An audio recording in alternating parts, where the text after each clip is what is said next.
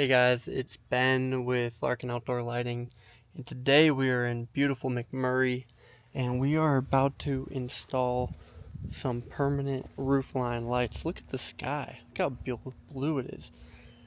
That's a rarity here in Pennsylvania. But anyways, this is the scope. So we're doing all four sides, all three of these peaks,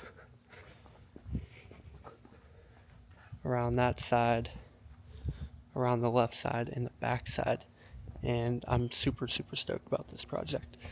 It's going to turn out great. What we're doing today is we're just hiding all the wire from the transformer to the first tracks. So tomorrow we can come here and just start putting up tracks, and yeah, makes it super easy on us.